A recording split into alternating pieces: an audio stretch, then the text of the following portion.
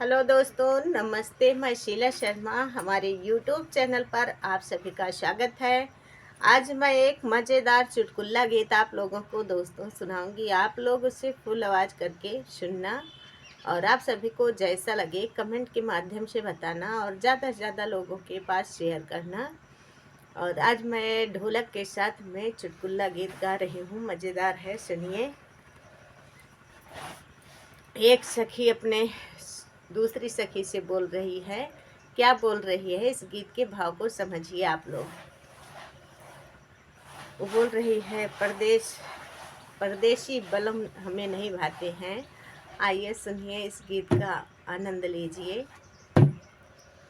परदेसिया बलम नाही भामै सखी, परदेसी